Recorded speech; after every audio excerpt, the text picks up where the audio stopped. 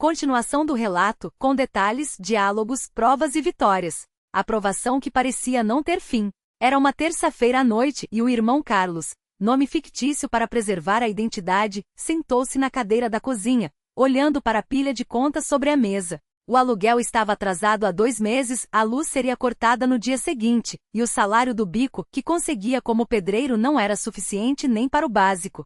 Sua esposa, Marta, já havia vendido os poucos eletrodomésticos que sobraram para comprar comida para os 3 filhos. O mais novo, Lucas, de apenas 5 anos, perguntava todos os dias: pai, hoje a gente come o quê? Carlos apertou os olhos, sentindo uma dor no peito que não era só fome. Era vergonha. Vergonha de não conseguir sustentar a família, vergonha de ter que pedir ajuda, vergonha de, às vezes, duvidar se Deus realmente ouvia suas orações.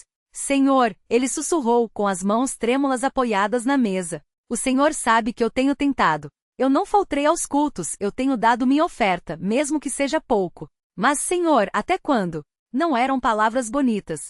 Não era uma oração decorada. Era um clamor de quem não tinha mais para onde correr. A decisão que mudou tudo. Naquela mesma noite, enquanto Marta colocava as crianças para dormir, Carlos lembrou-se das palavras do cooperador João, o irmão mais velho na fé, que sempre dizia: Deus não nos promete uma vida sem provas, mas promete estar conosco nelas. Marta, ele chamou com a voz embargada. Amanhã eu vou na igreja mais cedo. Preciso falar com o irmão João. Não aguento mais carregar isso sozinho. Marta, que já estava acostumada com as crises, apenas assentiu, mas seus olhos brilhavam de esperança e medo ao mesmo tempo. No dia seguinte, antes do culto, Carlos procurou o irmão João e, com lágrimas nos olhos, contou tudo. Não escondeu sua fraqueza, não inventou desculpas. Apenas disse: irmão, eu não sei mais o que fazer. Minha família está passando fome, e eu me sinto um fracasso. Será que Deus ainda se importa conosco? O irmão João, um homem de poucas palavras mas de fé inabalável, colocou a mão no ombro de Carlos e disse: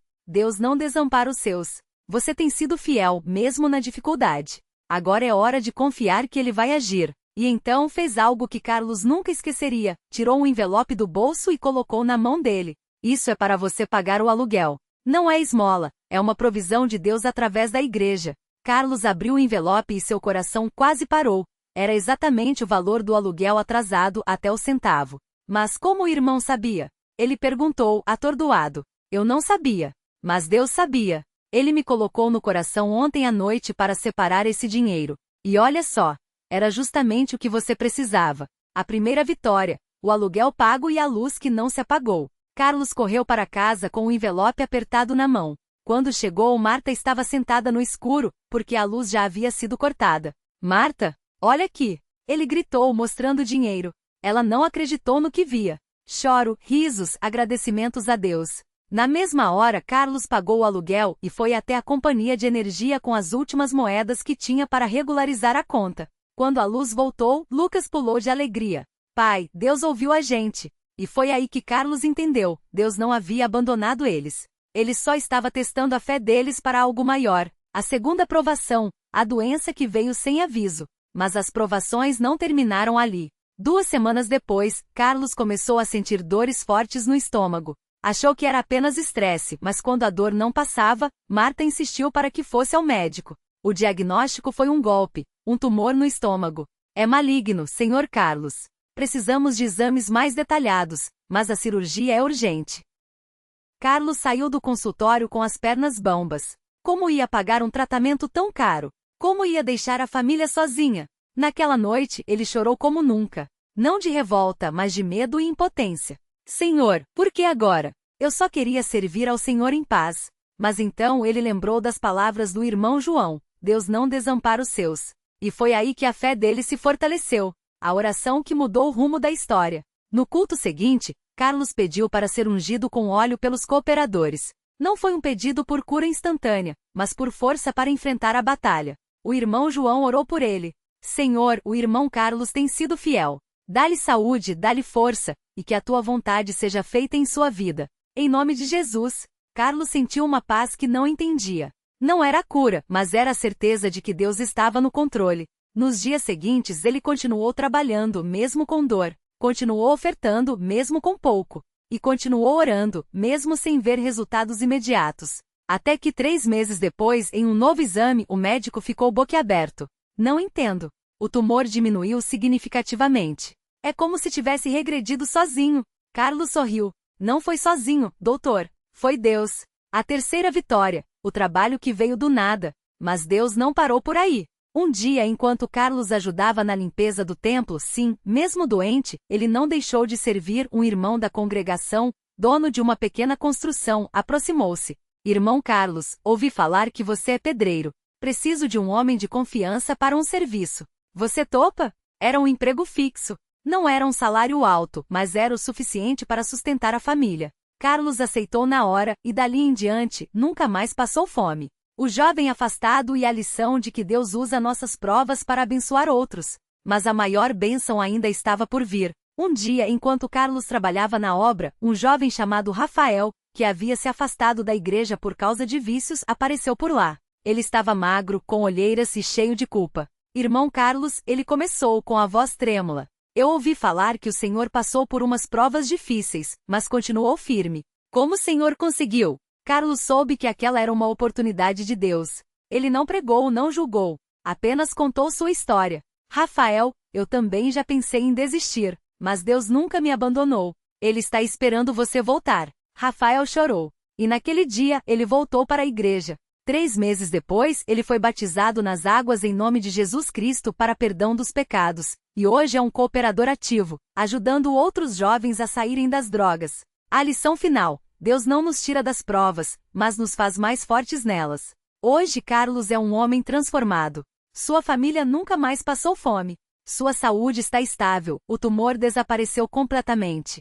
Ele ajuda outros irmãos em dificuldade, porque sabe como é estar no lugar deles. E acima de tudo, sua fé é inabalável. Em um culto recente, ele deu um testemunho que comoveu a todos. Irmãos, eu já pensei que Deus tinha me esquecido. Mas hoje eu sei, Ele nunca nos abandona. Às vezes a resposta demora, mas Deus trabalha em silêncio. E quando Ele age, é para a glória dele. E então, com lágrimas nos olhos, ele terminou. Se você está passando por uma prova hoje, não desista. Fique firme. Deus vai te surpreender. A oração de gratidão que encerra essa história. Hoje, quando Carlos ora, ele não pede mais por milagres espetaculares. Ele agradece pelas pequenas bênçãos, pelo pão de cada dia, pela saúde recuperada, pelos irmãos que Deus colocou em seu caminho, e acima de tudo, pelo privilégio de servir ao Senhor. Porque no final das contas, a maior vitória não foi a cura, não foi o emprego, não foi nem o dinheiro. A maior vitória foi aprender que mesmo nas piores tempestades, Deus está no barco com a gente. Um convite a você, que está lendo essa história. Se você chegou até aqui, talvez esteja passando por algo semelhante. As contas estão atrasadas? A saúde está abalada? A família está desanimada?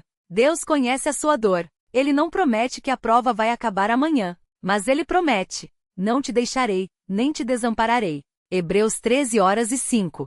Então, continue firme. Continue ofertando, mesmo que seja pouco. Continue orando, mesmo que as palavras não venham. Continue servindo, mesmo que ninguém veja. Porque Deus está preparando algo grande para você. E quando a vitória chegar, você vai olhar para trás e dizer: valeu a pena confiar. Glória a Deus.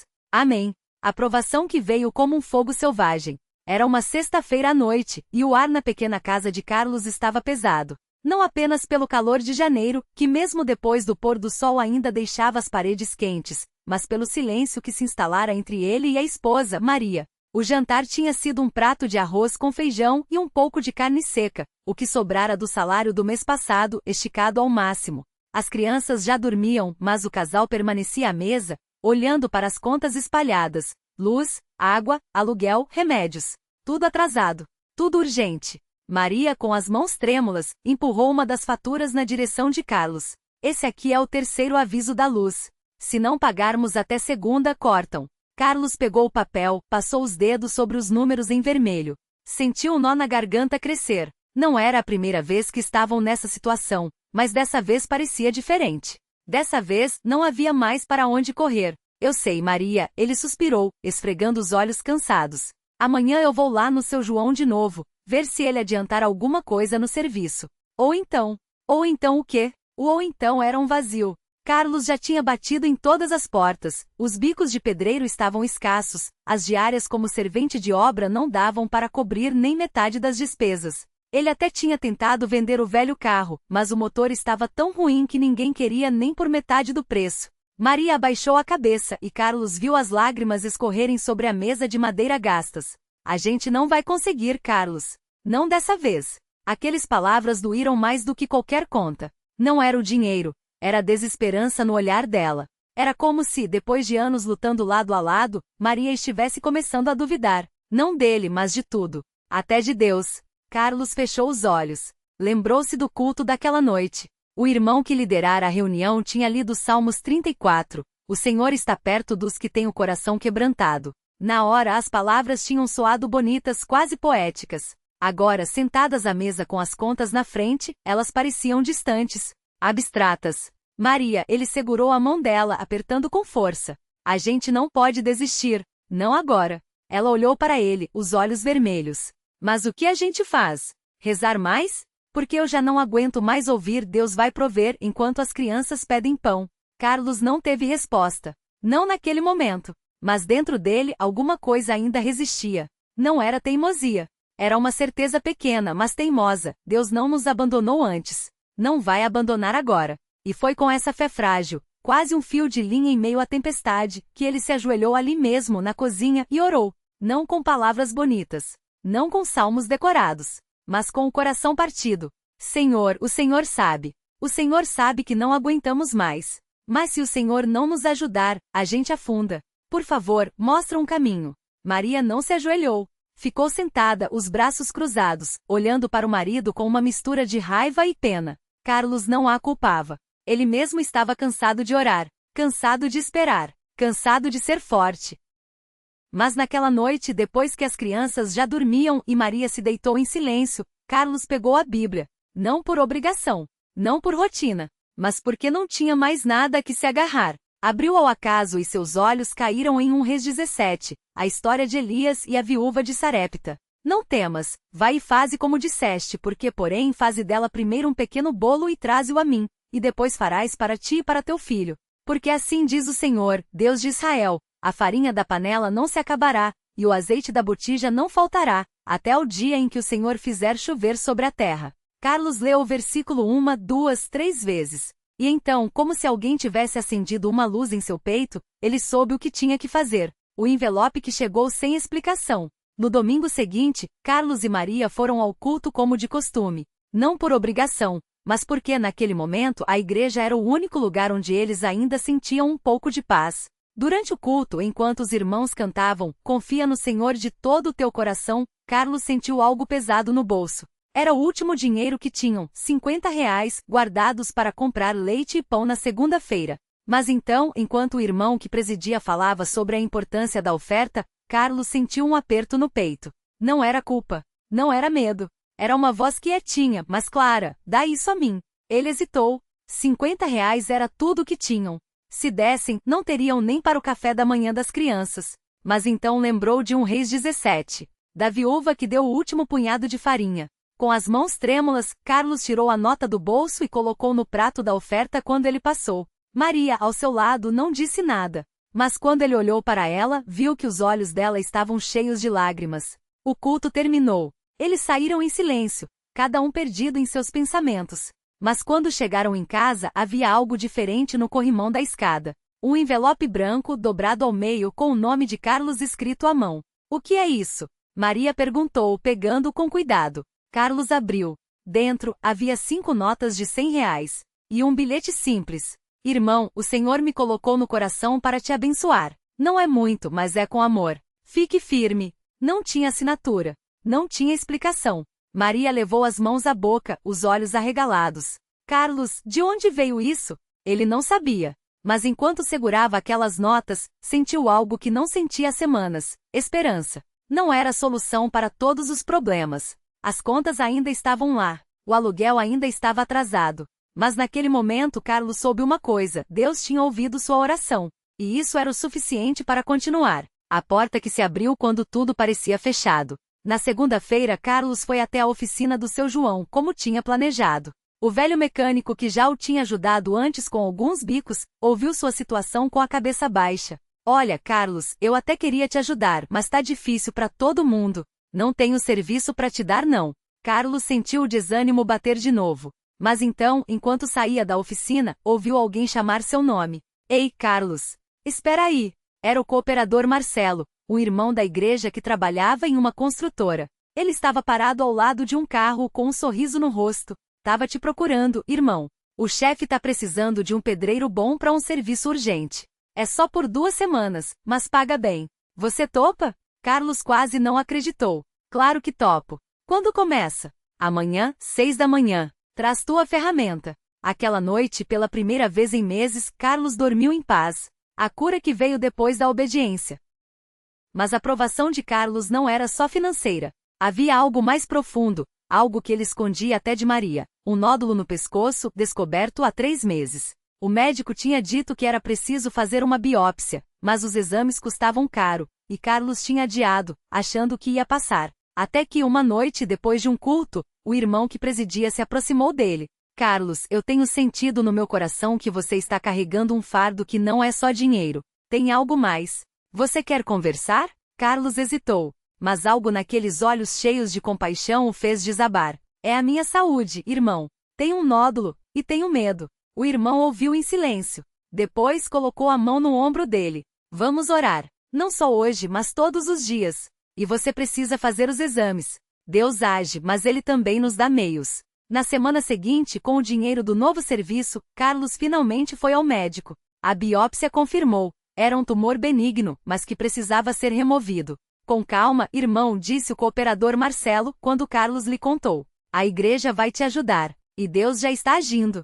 E foi assim que entre irmãos que contribuíram com um pouco de dinheiro, orações incessantes e a mão de Deus guiando os médicos, Carlos passou pela cirurgia. Não foi um milagre espetacular. Não houve voz do céu. Mas o tumor foi retirado com sucesso, e a recuperação foi mais rápida do que o esperado. Quando o médico lhe deu alta, Carlos não conseguiu segurar as lágrimas. Obrigado, Senhor.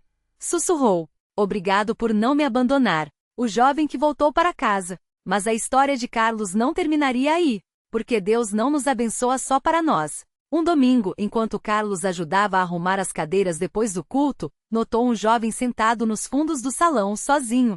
Era Lucas, filho de um irmão da igreja, que havia se afastado há anos.